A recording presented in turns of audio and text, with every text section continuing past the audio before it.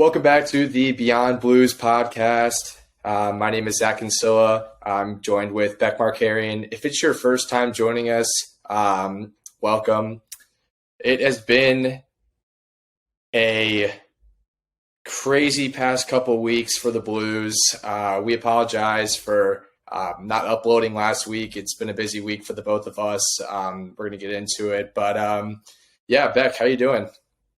Doing well. Just hockey season's done, so not really doing too much. So looking forward to get on the pod a little more. Yeah, same. How'd the season end for you guys? We were disqualified from nationals, so tough way to end it, but it's okay because we would have missed a lot of school. So Gotcha. Sorry, man. Yeah, well, it's okay. I'm like you mentioned, definitely looking forward to kind of getting stuff going with the pod, doing some more stuff on socials, getting on here, hopefully every week, as we've mentioned to you guys in the past, really looking to do every weekend to kind of just recap games, any news that's going on. But yeah, like busy week for me last week, just with school and midterms and everything. But yeah, looking forward to it. Did you get up to anything today? Can you hear me? What did you say? Yeah. I was saying, did you get up to anything today? Like, you've been up to anything? No. I haven't really done too much. So yeah, just got an early workout in. Was out last night, so Nice. yeah, I had to not too active today. No worries. Just playing some Xbox. Yep, played a couple games of Fort myself, and after that, just got done watching the Lightning Hurricanes game. Pretty brutal. Beck and I were kind of on here a little bit before, kind of just talking about some of the recent struggles of the Lightning. I know I mentioned to you guys in the past, the Lightning are my second team. And yeah, it's just been a little bit of a rough patch, and hopefully we're going to get out of it. But yeah, we got some exciting news for you guys. Like we mentioned, we're both going to really try to get back on here consistently. We've got hopefully some guests that you guys can get excited about. Beck and I got a couple friends that we gave a shout out to in our first episode over at Ohio State that we're looking to get. And then this past week, I was able to secure the confirmation of a guest that we'll reveal at a later date. But yeah, get excited. Like I mentioned, if it's your first time joining in, you can find these on YouTube and Spotify. And yeah, you can find us at Beyond Blues Pod on Instagram and Twitter. But we're going to get into some of the biggest topics that have been going on in the Blues world. And the last time we talked in episode 2, the Blues had one big player left on the block for who most Blues fans thought was going to get dealt at the trade deadline. Ivan Barbashev was traded to the Vegas Golden Knights last Sunday in exchange for Zach Dean, a forward prospect who was drafted 30th overall in the 2021 draft. Dean, 20 years old, is currently playing for the Gatineau Olympics in the QMJHL. And yeah, is currently having his best season of junior hockey. With 25 goals, 29 assists in 41 games. Somewhere I remember hearing his name in the 2022 World Juniors, where he played a depth role while helping Canada win gold at the tournament. So yeah, he finished the World Juniors with 3 points while playing mostly fourth line minutes, occasionally getting work on the penalty kill. And based on what I've been kind of reading in the analysis from most scouts is that he is projecting to be a middle of the lineup player, most likely as a third line center who provide some scoring touch, some grit, ironically pretty similar to the guy that we let go in Ivan Barbashev. And yeah, I think for Blues fans, this is somebody that we should really get excited about. Definitely of all the moves that we made over the past couple of weeks during the trade deadline, Zach Dean is really far and away the best prospect that we were able to acquire. And yeah, he shares some similar value of what they would have likely gotten with a 2023 pick from a trade. So Dean now comes in at number 3 on the Blues prospect rankings behind Jimmy Snuggerud and Zach Bolduc. what I've been reading as well is that most anticipate Dean to start next season in the AHL. But like Snugger and Bolduc, they're going to try to do their best to push for a spot in camp. Most likely be a year or two. But I think this was a deal that myself and I think you were both pretty excited about. We knew Barbashev was going to most likely be the guy that was let go last week. And this is somebody I'm really excited about. Beck, I want to hear your thoughts about Zach Dean and just the trade overall. Yeah, so I'm very pleased with the return. I think for the Blues, especially, since we're not rebuilding for the most part, getting a guy who has a couple more years of experience is huge. Like he was the drafted, when was he? 2021. Sorry. Drafted in 2021. So, I mean, he has 1 year already or 2 years really on the guys in the draft this year. So, I think just to get a guy with those extra experience, it's really good for us. It like we always say, like it sucks seeing a guy leave the team, especially if they're a 2019 Cup member. Barbie, just a solid player for us, just did a lot of things well, defensively and offensively. It sucks to see him go, but we knew we had to get something for him. And at the end of the day, Army stepped up and did his job and looked for what's best for the franchise as a whole. Dean, as you were mentioning, he's had a career year in the QMJHL, and this year he made Team Canada's World Juniors team over Bolduc. So if we're high on Bolduc, then it looks like Team Canada is high on Dean as well. So I think the best is yet to come from him. At any point when you could select or when you can get a player from Team Canada's World Junior team, it's pretty much a lock for them to play some games in the NHL.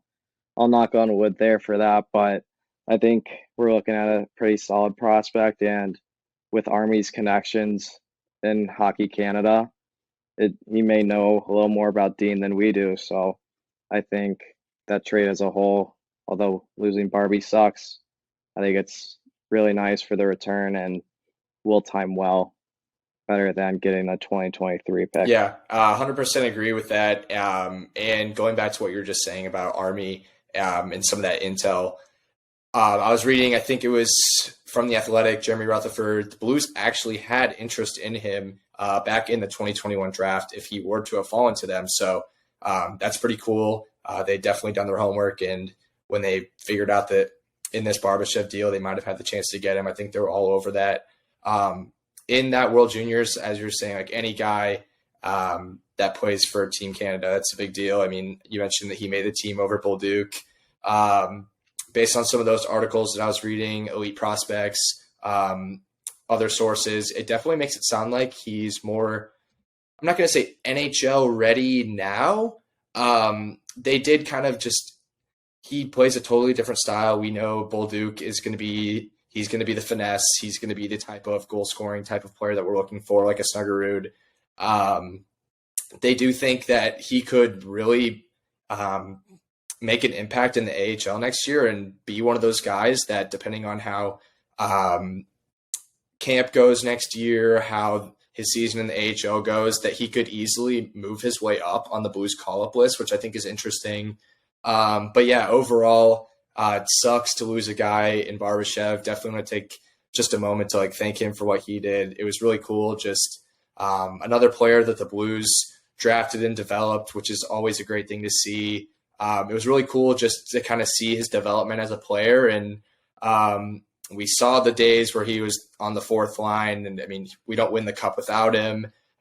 We see his progression into last year, which was really cool to see him kind of just his player persona change. And I think that's a guy that I'm really going to miss. And I enjoyed watching every minute of him in a Blues uniform. So best of luck to him. But yeah, so recapping the trade deadline, Doug Armstrong, as you said, stepped up and fully embraced the sell, as most Blues fans, and us included on the past 2 episodes, have been all in on. And we were hoping that Doug Armstrong continued the trend of doing so. So to recap, the 2023 trade deadline for the St. Louis Blues, coming in is Jacob Vrana and Kasperi Kapanen, who we will talk about later. Sammy Blais and Hunter Skinner, who came over in the Vladimir Tarasenko and Nico Mikkola trade with the New York Rangers. Zach Dean, as we had just mentioned, in the Ivan Barbashev trade. Mikhail Abramov and Adam Gaudette from the Toronto Maple Leafs in the Ryan O'Reilly and Noah Chari trade. Blues also obtained 2 2023 first-round picks, conditional, and as well as a 2024 second and a 2024 third. So basically, I had already said it, but I'm just really, really impressed that Armstrong, as you said, stepped up to the plate. I wasn't going to say I had my concerns, but just, I mean, we know how it's been the last couple of years. Some of his decisions have been a little spotty. A year ago today, bringing in Leddy and letting go Wallman and Sundquist, and the Perron stuff and the Pietrangelo stuff and everything that's kind of transpired since the Cup run, you were kind of, I know my personal opinion, I was kind of on the fence, kind of like figuring out what direction he was going to go. But yeah, I am, as a Blues fan, just so happy that he did what needed to be done for the betterment of this franchise. He realized the Blues weren't making the playoffs. He realized this team didn't have what it takes to go for it one more time, like I was worried about. But yeah, I'm just really impressed with what he did. And the trade deadline as a whole is pretty crazy. So what are your thoughts on just the 2023 deadline overall?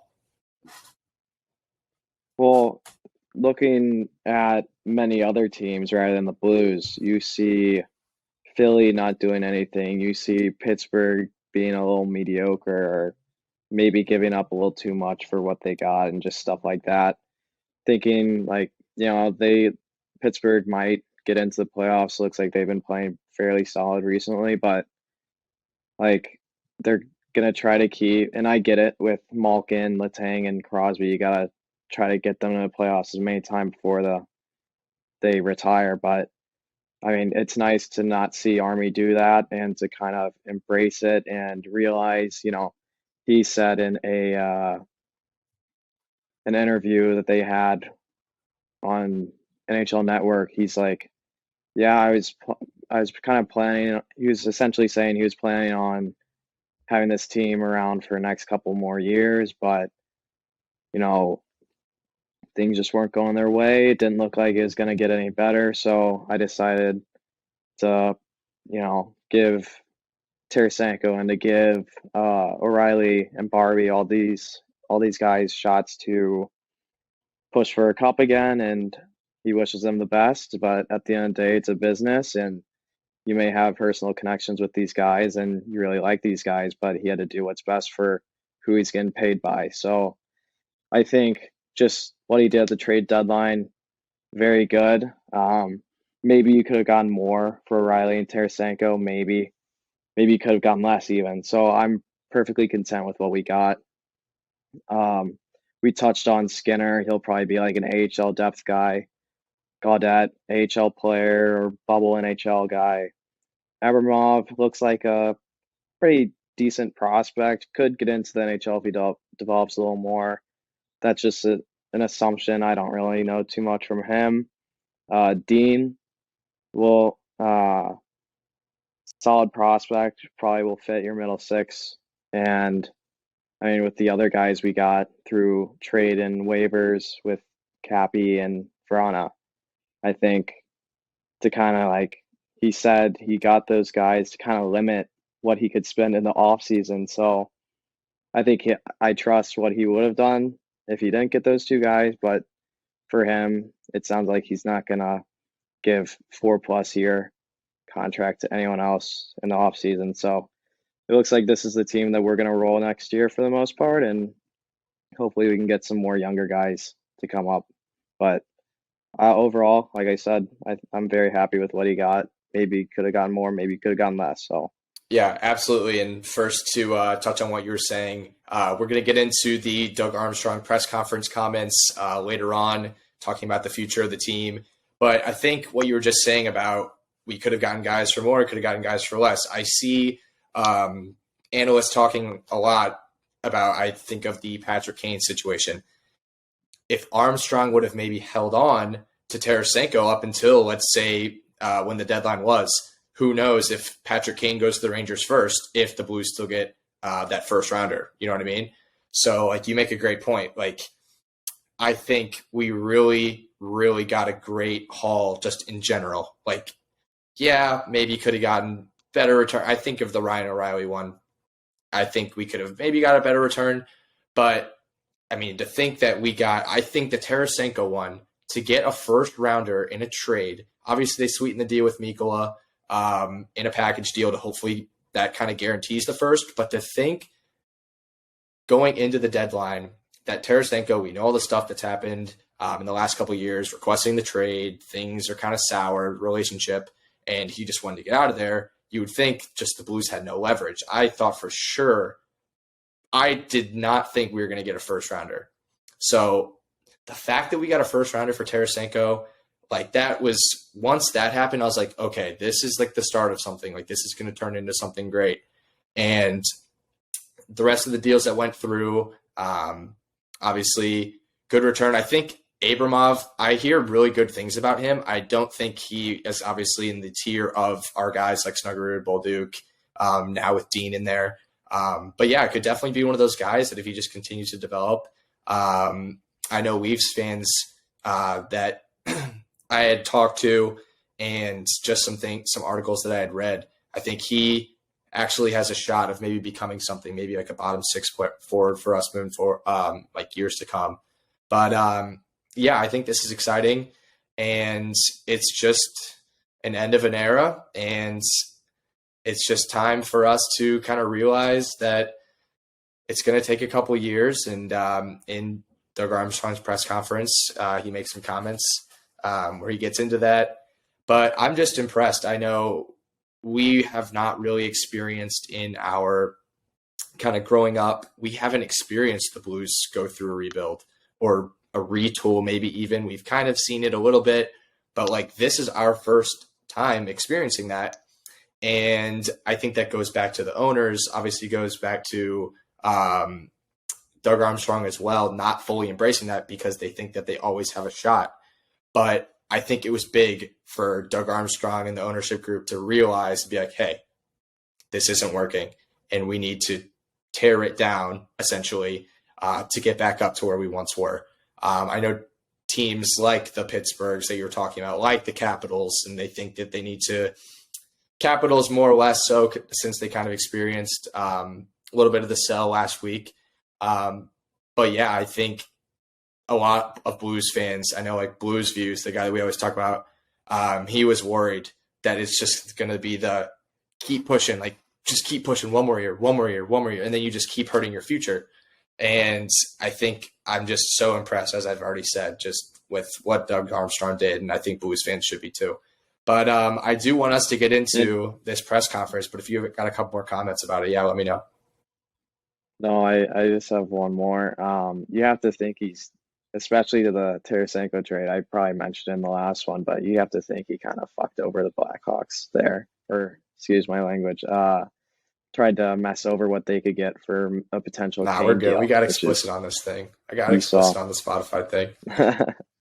yeah, but yeah, you have to think Army had to try to get as much as he could from the Rangers because he might have seen what the Blackhawks could get for Kane and pulled the trigger early. He's kind of the one who started this this poor trade deadline day as a whole, but I don't mind it with what we got. Yeah. What do you think of just like around the league, like overall, seeing so many big names? I know people kind of, in a way, like shit on the NHL and how it's not as exciting. Like, oh, the NBA, you got so many guys going. I don't follow the MLB as much, but like I look at a league like the NBA and people always rave about how exciting the deadline is. And that people are always like, oh, the NHL, oh, they moved, I don't know, Riley Stillman for like another no-namer, and you're like, wow, that was it.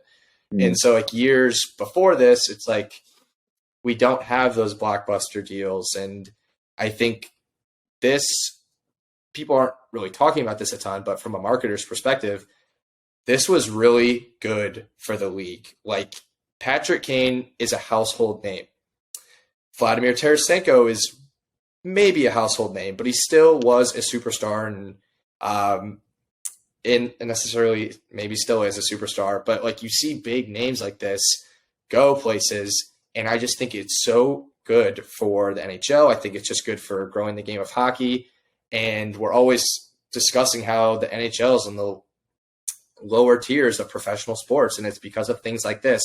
I think it's exciting. I just think it's great for the league moving forward, and it's just really cool to see guys that have been in places for so long move on and reunite with other players, such as the Kane and Panarin, the Tarasenko and Panarin. It's just cool. I think the East is really a whole different beast than the West, but just seeing all these names in new places has been really cool. And I bet you would agree, right?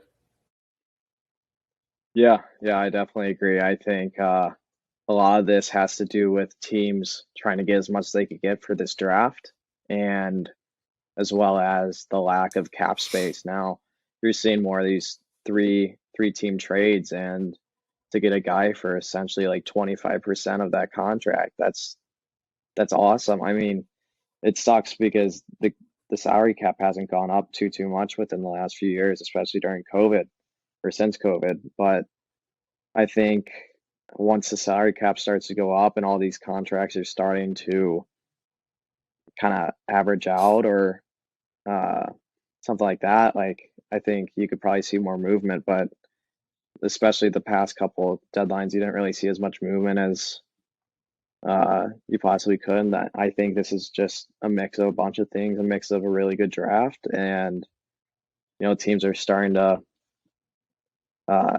add picks to take on salary, like the Wild and the Coyotes and a bunch of these teams in the three-way trades. And I think it's really cool to see Kane not in a Blackhawks jersey, and hopefully he can light it up for the Rangers.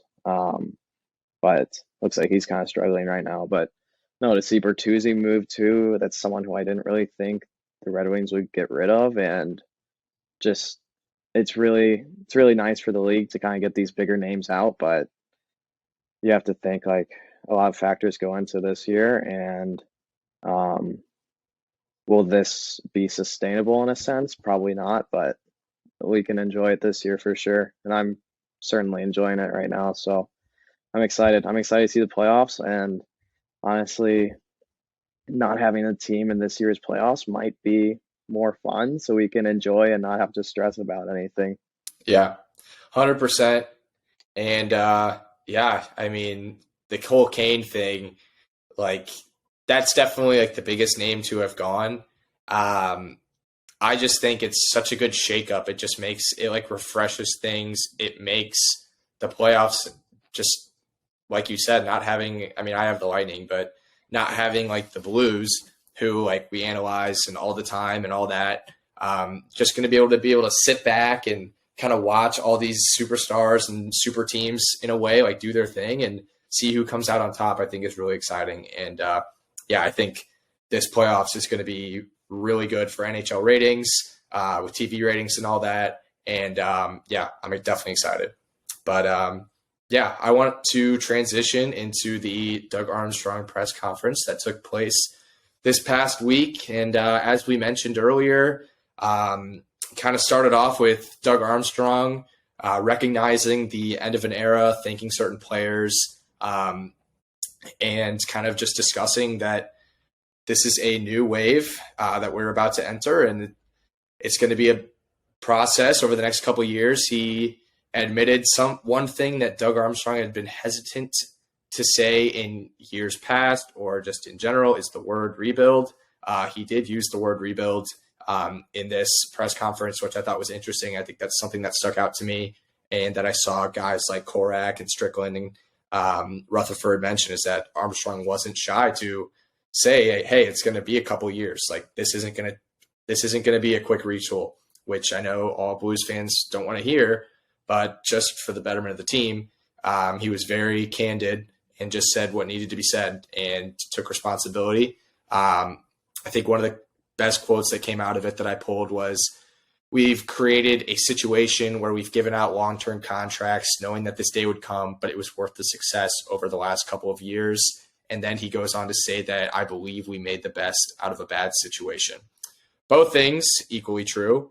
As I had just said, we have seen such successful Blues teams over the course of our childhood, into high school and in college. And it's tough now knowing that not going to be making the playoffs this year and be able to watch Blues playoff hockey. But he took responsibility and he kind of just reinstilled faith like that. Hey, like, I got us into this. I'm going to get us out. And I thought that was really important. And I think Blues fans should maybe not hop back on the Doug Armstrong bandwagon, but realize that he knows what he did and that he's going to do what he can to go for a quick turnaround. So in addition to this, he also addressed some of the rumors that Blues fans have been hearing over the past couple of weeks with the Parayko, with the Torrey Krug stuff about maybe moving out one of the D-men. I know in the last episode, we were getting into the Jacob Chychrun rumors. He addressed that, saying that the Blues did make a run at Chychrun. Ultimately came down to Bill Armstrong, GM of the Arizona Coyotes, wanting the Blues own first rounder this year, which Doug Armstrong was not willing to part with. I know Chychrun's somebody that the Blues really have been not targeting, but had been interested in for the past couple of years, and Blues fans definitely wanted to see him. But I think it just came down to not only the Blues not wanting to give up their own first, but not being able to get rid of the Paraykos or the Krugs just based on those contracts. And yeah, I mean, it's tough. And you got us into this, and to feel like we're not going to be able to get Chychrun, and maybe that would kind of like revamp and kind of speed up the process of the retool.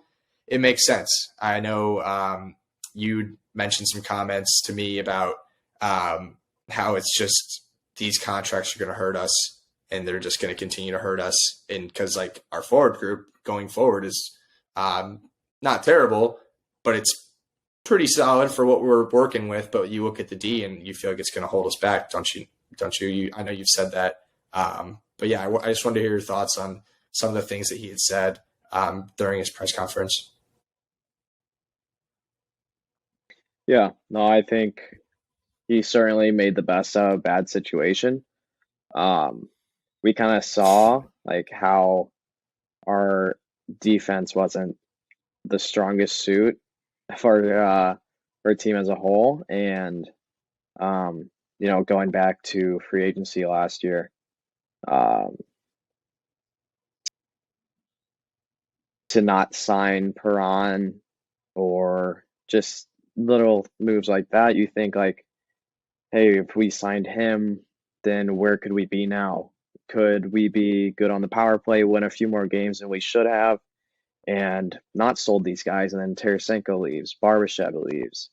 So, I mean, obviously that's probably not the case, but you have to think like GMs know what their plan is 8 years in advance, at least. They know, not obviously the exact details, but they are looking for what they want to do within those 8 years. They look that far ahead. They don't look for this year. They don't look for next year. They look way far in advance. And, I'm surprised with a bunch of the signings he did with our D-core, but he did think that this was going to be a D-core that, one, would have been better, and two, would have made the playoffs every year. So you have the experience there. Those guys will tune it up for when it matters, but since that's not happening right now, then it doesn't look good. And he's the guy who got us into this mess, and he's the guy who will get us out of this mess. And I think it's going to be a lot of stuff you have to move before trading one of our defensemen. It was most likely going to be happening in the summer anyways. Doesn't look like that many teams are interested in Krug anymore. So, just gotta bear with it. Hell, this could be a good thing because maybe we can suck an extra year and get a better pick next year for the 2024 draft with another a pretty solid draft. So I think just a lot of his quotes, it's stuff that he probably hates to admit, but he is correct in what he was saying. And yeah, I think that's and pretty much all I got for that one. You talk about the thing with he thought that this decor was the one to get it done. And one of the things that I didn't like that I pulled from the press conference was how he believes that this decor is just having a down year. He goes on to say, hey, we had Colorado right there. We all know how that series went down. Obviously, we were only like a game away or from tying up the series and going to 7, but like we were dominated. By no means were we shutting down the McKinnons, the Landeskog's, the Rantanens. Like, the D had their issues last year. The Blues go on a good run in the playoffs. Minnesota wasn't that strong. But we also did shut them down. But by no means did people know that this Blues D core was like a world beater. And going into this year, people still had their questions, even though it was still the same as last season's, the one that got eliminated by Colorado. I think him saying that, like, I think we're just having a down year. I think he realizes, like, these guys just aren't going anywhere. And you have to sell the fan base on the idea that these guys are going to get it done because he knows nobody's taking on the Torrey Krug's, especially after this season. Dude just got injured again this past week. Who knows if he'll return? Literally made of glass. And then Colton Parayko, I think there was legitimate interest because certain teams, I mean, who can't use a number one defenseman? Number one. I think we all know he's not a true number one, but teams might still covet him in that regard. If there's one, you have to think if some teams trade for Rasmus. That's exactly what I they'll think. trade for teams. Parayko, who's a much better player. D are just hard to come by in general, and I think Parayko still does have that pedigree to his name. Past couple seasons, very unfortunate results, have not been that great. But I think a team recognizes that he could excel. And for teams that get desperate at the deadline and are making certain moves that make you go, whoa, I think the Parayko one, that one was the greatest chance. But I think if anything happens, that it's going to be during the summer, as you mentioned. But yeah, when he said that, like, our D are just having a down year and these are going to be the guys moving forward, I think Armstrong knows, like, nobody's going anywhere. Who is taking the Leddy contract? Who? Right? Like, and that's the thing. People, there are probably teams that do it, but like a no trade, like that's for Nick Leddy, like that's just crazy. Like, who knows if Nick Leddy even wants to go anywhere is the thing. So I think Armstrong realizes like what he's done. He kind of like made his bed a little bit. And other than that, I think that was probably one of the only comments that I wasn't like too pleased to hear about. One of the things that he did mention in the press conference was for Timo Meier. I know we were back and forth on the whole thing, and some Blues fans thought it would be the best idea in the world to get Timo Meier, and then we're out of the rebuild, and next year we're contenders again. Absolutely not the case. I know several reports say that the Blues made an offer with their 2 later first rounders. At the end of the day, I think it's a blessing in disguise we didn't get him. But yeah, I think he also made some really interesting comments alluding to next season. He goes on to talk about how he thinks that there's currently 8 of the top 9 forward spots solidified for next season. He named Jacob Vrana, Kasperi Kapanen, Jordan Kyrou, Robert Thomas, Pavel Buchnevich, Braden Shen, Brandon Saad, and Jake Neighbors as being the ones to fill those spots, which leads to the conversation of who will be the 9th guy. I know you and me talk a lot about Logan Brown and if he's the guy. And I see you smiling right there, and I want you to chip in. for who you think could potentially be that next guy if it is not indeed Logan Brown. I think at this point, the whole Blues fan base knows. Like, I go on Twitter and I see everyone's like, we can't keep having Logan Brown. And I'm actually kind of shocked at that.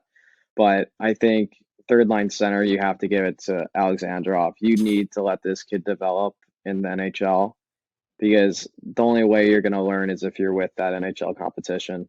And especially with him, he's looked solid. I know STL Blues prospects, he said he's scared because Alexandrov produces versus bad teams. But the countermeasure to that, or the counter argument to that, is that, I mean, he's a rookie. He's played less than 20 games this year. He has 7 points. He's a rookie. He'll learn. And obviously, STL Bruce prospects, he knows that. But I think you need to. He's looked good this year, and I think he was drafted in 2018. So you have to. I think you need to let him play this year for sure, or next year in that third line center. I think he's shown a lot.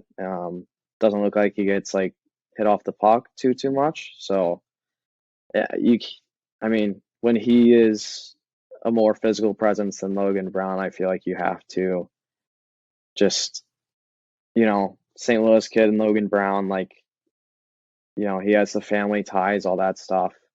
But I think you kind of have to either send him down or just let him go to free agency or something like that. I'm not the biggest fan. I think he's a little soft for his size, and he's a skilled player. But at the end of the day, you think like Barbashev coming into the NHL puts up a lot of points.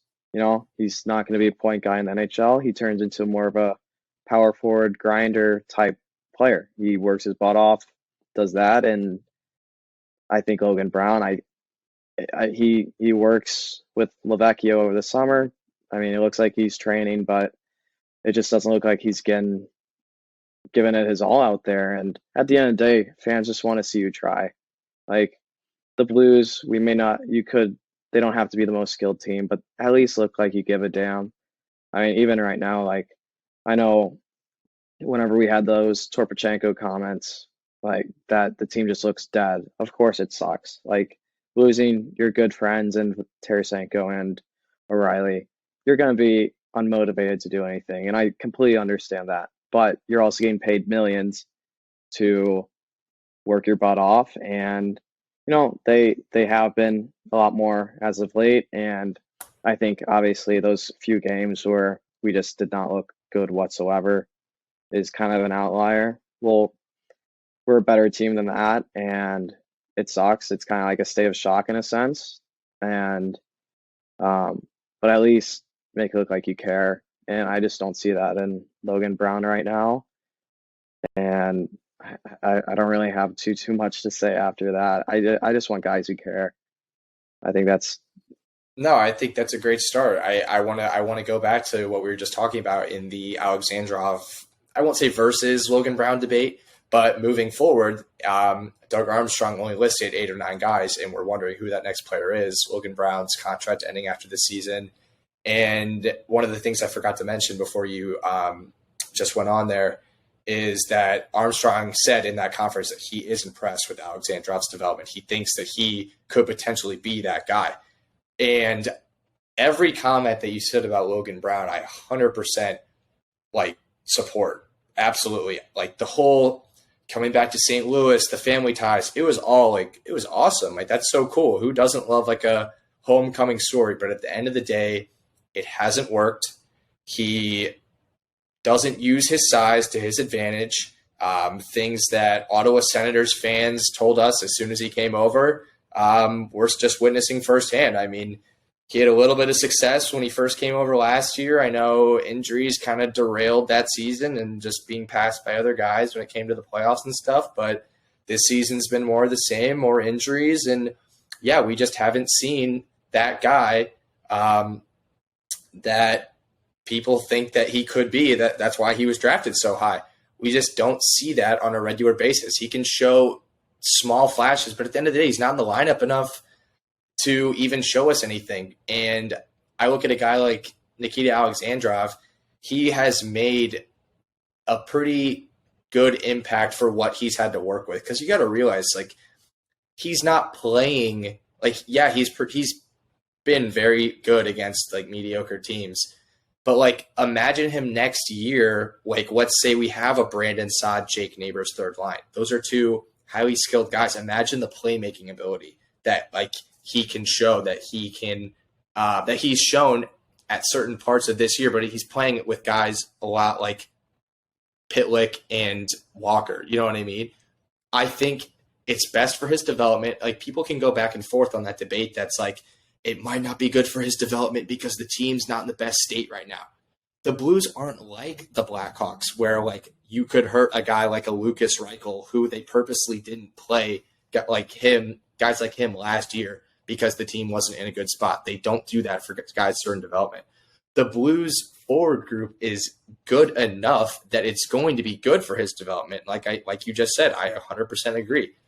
I think they'll probably bring somebody in, but I think he should be at least given a trial run next season for that third line center spot. And I think playing with guys of higher skill, like a Brandon Saad or whoever ends up being, people think it could be Vrana, even though I don't expect that. I think he's top six, but not important. I think we could really see Alexandrov turn into something special and next also, year. Centering that third I'm line. looking at his stats. Yeah, he has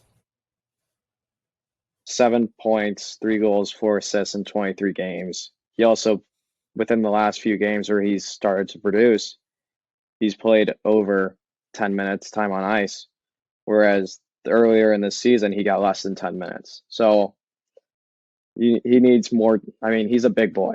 Like, he's a few years out of his draft. He's 22 years old. He's a big boy. He will develop. He's not going to get just bodied every shift.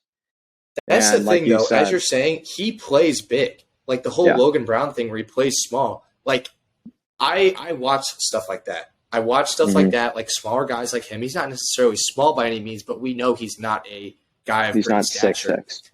He plays big, and it shows. He doesn't get knocked off the puck like crazy, where like as soon as you know it's going to Logan Brown, sometimes you automatically know it's getting turned over, or it's getting poked away from him.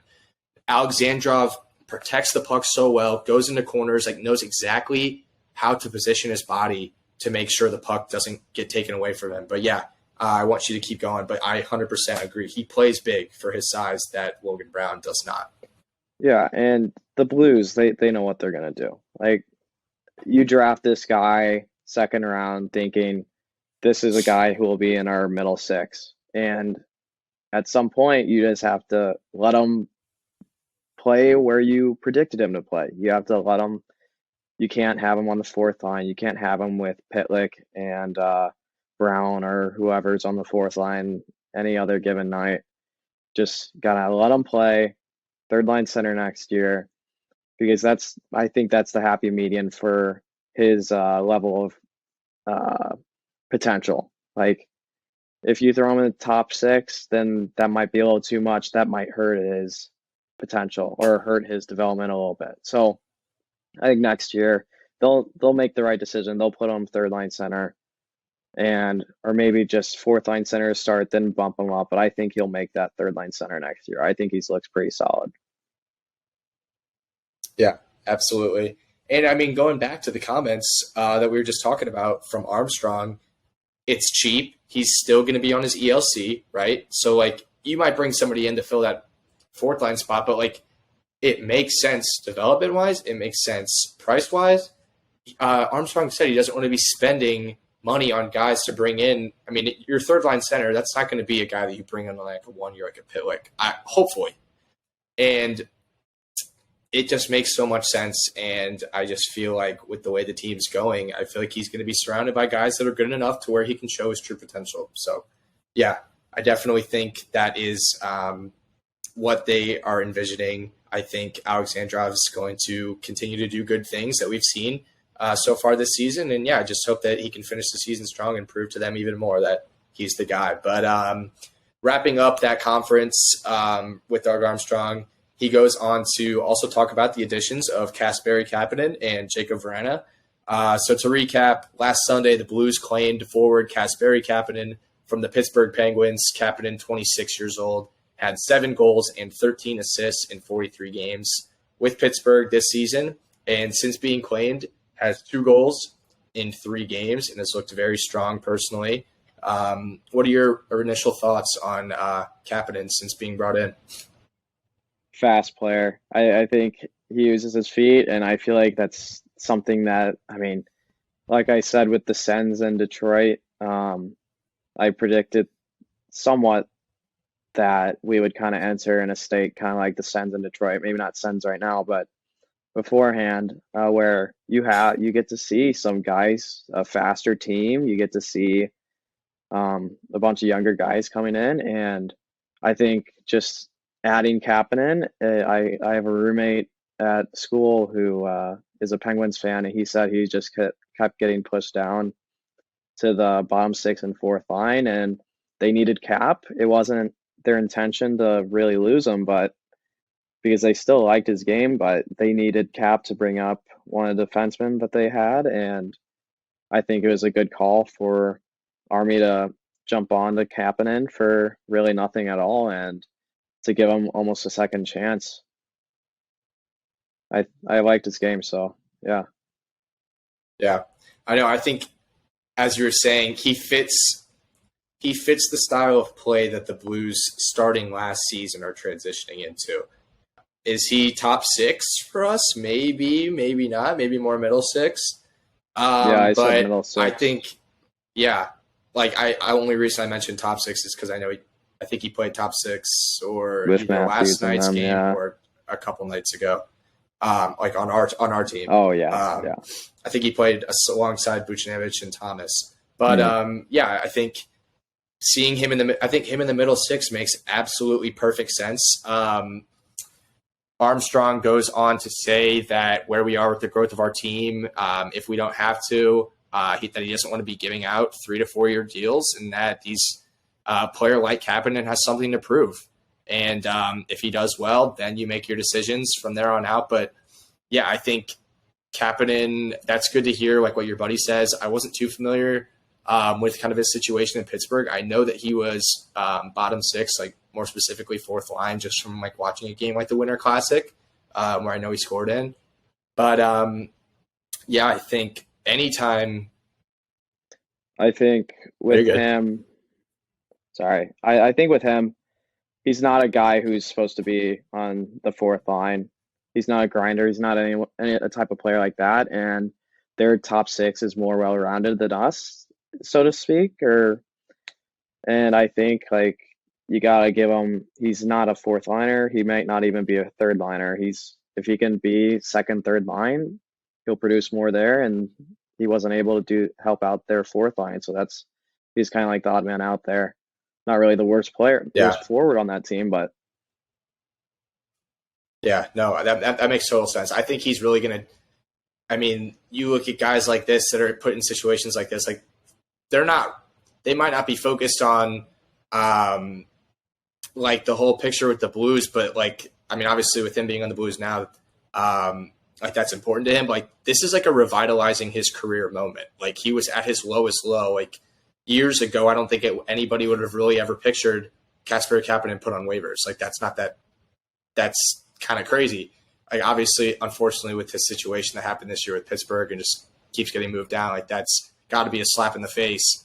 And like for a guy that we know, like where he's played like in years past. And so I really think like he's going to take this and hopefully run with it. And as we've seen in the first couple of games, like I've been impressed. I think he's going to be good for this team, and his style of play has shown that. And he just works. Yeah, he just works. Didn't he get a short? I know that goal last night. Yeah, that goal last night. He was on the PK. I think either poked it away or Buchnevich poked it away from somebody and then sprung him on the breakaway. And he's just got wheels. Like I love fast players in general. and more specifically fast players that can contain the puck. Jordan Kyrou, not sometimes, but he just does a lot of things well, and I've just been very impressed. But I also wanted to get into the other move that the Blues made, and that was on the last day of the deadline, where the Blues also traded for forward Jacob Vrana from Detroit, 27-year-old winger who had 1 goal and 1 assist in 5 games with the Red Wings this season. Vrana is a previous 2-time 20-goal scorer and a Stanley Cup champion back with the Capitals in 2018. And, just another guy the Blues are taking a chance on and hoping he can regain his old form with the club moving forward. So really exciting move. I know obviously this season has not gone as planned for him. I know he went into the player program, which is unfortunate, but hopefully he can he has moved past that. I know he was sent down to the A. He did some good stuff with the Griffins, got called back up. And then I know he was sent down, but he wasn't sent down back to the AHL for reasons because of his play since rejoining the Red Wings. It was more of a cap move for something that they needed to do, but I don't know all the details. But, I think this is really exciting. I think it's a guy that years ago, I know Caps fans loved him. He did some great things during that Cup run, and he was a guy for back when a couple of years ago, the Red Wings started to make this upward trajectory of becoming the Yzer plan and getting to the success. People thought Vrana's going to be a part of that moving forward. Unfortunately, certain things have happened that's not the case, but I think it's still there. I think we are going to be able to, and I hope be able to bring back the player that he once was. And I want to hear your thoughts on the Vrana trade. This is who I'm most excited for. I mean, to get into it, he's a top 6 player, and like you said, he's gone through some stuff within the last year, which hopefully everything's okay and he can overcome whatever he's going through. But he had some difficulties. He had an injury last year that kind of knocked him out for the rest of the year, and we can only speculate as to what he's going through, but and like I said, hopefully everything he can overcome it. But looking at the player that he is or was, maybe when things are clicking for him, he's an excellent player. He's a really fast player. He can skate and he can put the puck in the net. So like you said, won a cup with the Capitals. He has the cup experience, and at the end of the day, he's looking to work for his next contract. He's looking to rejuvenate his career, and I think it's especially with them retaining 50% of his cap hit, I think it is a great move on Doug, because that kind of that gives you essentially 2 middle to top 6 guys in him and Kapanen.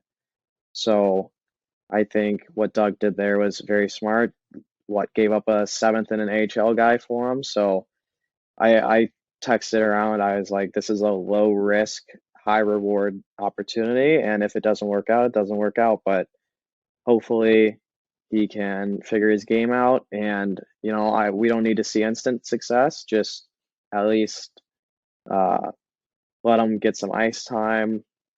Change of environment doesn't hurt, and I think I'm really excited for him. I might be a little too excited, but I think this could be a very high rewarding move if everything pans out, which I think it could happen. Yeah, agree. And it feels good to be on the good side right now of one of these trades with the Red Wings, as we know how things have gone, or not only trades but also signings with the David Perron.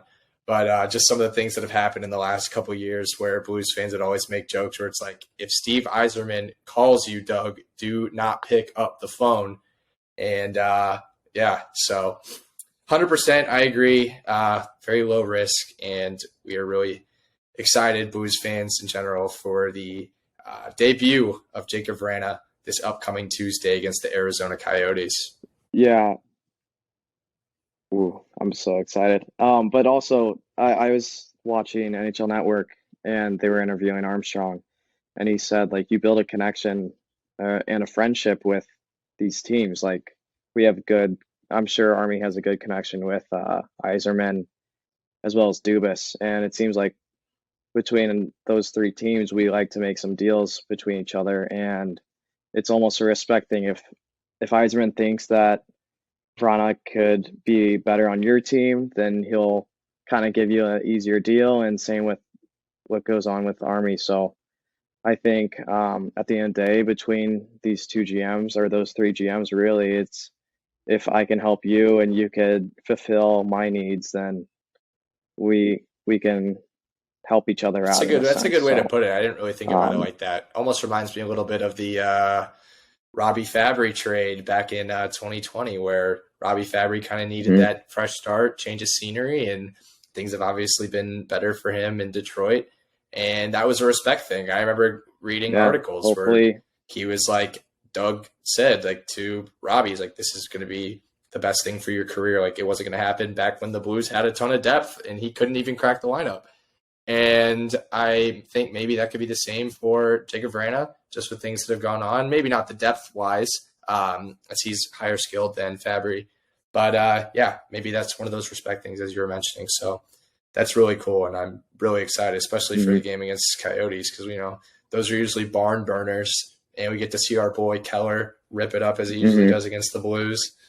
Easy goal coming, always a lock. Yeah, Keller, yeah, always. But yeah, moving on to that, I kind of wanted to get into a little rant here, in a sense. Not really too much of a rant, but hopefully my AirPods will stay alive. Yeah. Can you hear me? All right. So, I think for over 3/4 of their existence as a franchise, the Blues have been a very good team. Of course, we never had too much success, but 2019 happened. That was the best experience I've felt between the city and a fan base. But I mean, we were talking about the draft and not getting picks or like a draft pick for Barbie and stuff like that. You look at the Blues drafted players who were on that cup winning team. Petro, 4th overall. Tarasenko, 16th. Schwartz, 14th overall. Barbashev, 2nd round. Thomas, 20th overall. Dunn, 2nd round. Bennington, 3rd round, who we got off a trade deadline. That was a lightning trade from Eric Brewer. All these players had an impact on a team, and you have to trust your scouting staff to do what's best for your franchise. And of course, like, a lot of picks don't pan out how you would like, but all you have to do as a fan base is to support these kids, because, Jake Neighbors could turn into a Braden Shen, or Perunovic could turn into a Vince Dunn type player. Like, going into, I think, Barbashev's first NHL game, I kind of thought, like, he wasn't putting up the points they did juniors, and, like, it's different once they get to the league. Prospects, when entering, they, it's tough to get into the league and be that same player. So they'll have to adapt to what they can do to win St. Louis a cup again. And like I said, Barbashev was a highly productive player in juniors, but I mean, he put up 50 points, which is very good, but doesn't mean that'll be the case in the NHL. And with that cup run, he, as well as the rest of the teammates, found a way to contribute what they could do best. And that's kind of what our scouts are going to look for. Like, you see Zach Dean, he's having a great year. He's more of a physical guy, and he was picked over Bull Duke for a reason. And, like, he's not going to be a big point producer. He was drafted 1st round, but he could be a guy, I mean, like you said, like Ivan Barbashev, who can just grind, put up some points when needed. And that's just the case with a lot of these prospects. Like Snuggerud, who knows if he can translate that well into the NHL, which I think he's kind of an outlier in that sense. But Bull Duke probably going to be like a 20 goal guy realistically in the NHL. And, you kind of have to piece this team together where you find guys who can fit what role, and that might not be their role in juniors. And once they get to the NHL, it'll look different. But this year, the Blues have the possibility to, with a hopeful top 2 pick, but nonetheless, hopefully a top 10 pick, to select someone who can become a number 1 defenseman or a highly skilled point producing forward. And I think that's something we can be excited for. And heading into the next little thing, like, we have these guys on the rise who you may not think are going to be key pieces, but you saw how Barbashev turned into, you saw Sundqvist, like all these guys who might not have been how they are now in the NHL. And you kind of have to get excited in a sense to see what some of these kids can prove, because once they make it to the show, they want to stay here and they'll do anything to really keep their spot. So yeah, that's kind of what I wanted to say. Like, some of these people are getting pissed at who we're getting in these trades, but the management knows best. Yeah. And I mean, it feels good, like, in a way. Like, I'm not going to say everybody wants a rebuild or a retool, but if it were to happen, like, it feels kind of good that it's coming right now. We're the best, one of the best drafts. I'm saying that in parentheses for those listening on Spotify. But one of the best drafts supposed to be in the last, like, handful of years is the one that we're going to have 3 first-rounders. That's a pretty cool feeling. And, I mean, you talk about the guys that are hits in the late, like a Robert Thomas. We're probably, like, we know that we're going to be getting late firsts. But you also talk about the guys who we get in, like, way later rounds.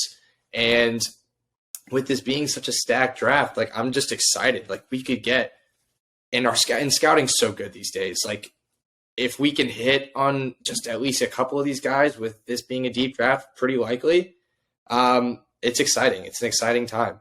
And I think definitely over the course of these next few years, with us probably going to start seeing some newer faces from our pipeline to kind of start to come up based on the team's success and where they're at. It's going to be an exciting time. And I feel like that's a good transition to get into some contract news with one of the Blues prospects, if you're ready to move on. But the Blues have signed defenseman Michael Buchinger. I think that's the correct way to pronounce it. Might be Buchinger. But he was signed to a 3-year entry-level contract. Buchinger, 18, is a left-handed D-man currently playing for the Guelph Storm of the OHL, where he has 13 goals and 44 assists in 52 games this season. And Beck, I know this is a guy we were talking about the other day, and that our boy STL Blues prospects seem to be really high on. I think I heard that this is just the Blues rewarding him for this very strong OHL season. They see a lot of promise in him. He's kind of not come out of nowhere in essence, but done more than people thought he was going to be doing at this stage in his junior career. Yeah, I think he was he was on Central Scouting rankings. He was 30th. So I was kind of surprised about that. But yeah, I mean, to have a point per game defenseman in the OHL, I think that's really nice for us, because I'm not sure what Dunn's points were back then. I think Dunn was a Guelph Storm player too. So who knows what they're feeding some of these guys. But I think I saw a few highlights of him. I think he's kind of like probably not as mobile Sam Girard. It just how he shoots reminds me of Girard, and I don't know, I see more of an offensive, but not like too terribly defensive player, but certainly more offensive for sure. Probably expecting him. That's exciting. 2 years. Gotcha. Max. Yeah, so that's cool. I think prospects just kind of have the same outlook on him. So, I mean, we know how it is for the Blues, just their pipeline for D-men. So as soon as I heard this, I was like, oh, that's got to be exciting, because I feel like we don't really hear as much big news about any of the Blues D prospects. So yeah, definitely something to be excited about. But yeah, to wrap up with some of the contract news, Sammy Blais has also signed an extension.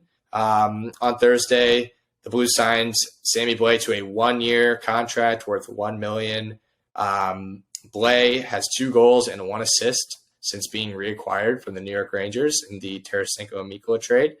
And, I think this is another one of those just low-risk things. I think Blais just had a really tough go of it over the past 2 seasons, really didn't have a chance to kind of get any more money just based on his production and just being hurt. And I think he's felt more comfortable being back in St. Louis. I know, as we mentioned in episode 2, that the move would be good for him. There's a quote that came out in an article from Rutherford where he just says he just feels in a better place than he was in New York, and just being around some of the guys and the coaches. And I think for $1 million, I think it makes complete sense. I mean, why not bring him back? Our roster is not really going anywhere by any means. So if he's comfortable, the coaches are comfortable with him. They know what they're getting from him. I think I'm happy that he's back. I think it's been a cool story just based on everything that he's dealt with. And I just think he fits kind of that age range of what DA was looking for, the 24 to 26, 27-year-old guys. And yeah, I just think it makes sense, and I'm happy for him. Yeah, I'm happy for him as well. It almost comes into the same case as Vrana and Kapanen. Let's see what you got, Sammy. We got you back for a reason, and I think he has a potential that he hasn't tapped yet. I think he could get 35 points. So I think this is like a prove-it deal as well. Yeah, and I think I didn't watch a ton of his time in New York. I know it was really limited, but he almost just, when I look at him out there, like I see some, just from watching on TV, like you see him smile, like crack a smile, like it looks like he's just like relaxed. And I was really relieved to see that quote in that article where he just says he feels good, and that like a little weight's off his shoulders after having signed that. And it was just always sucked hearing about what he was doing with in New York and all the Rangers fans piling on him and all this stuff. So Blues fans got his back, and we're happy for him. But if you don't have anything else to chip in to wrap up the episode, we thank you guys for tuning in to episode 3 of the Beyond Blues podcast. As I mentioned earlier, you can find us on Spotify and YouTube, Beyond Blues Podcast, and you can find us on Instagram and Twitter at Beyond Blues Pod. On behalf of myself, Zach Kinsella, and Beck Markarian, we thank you guys for tuning in, and we will catch you guys next time.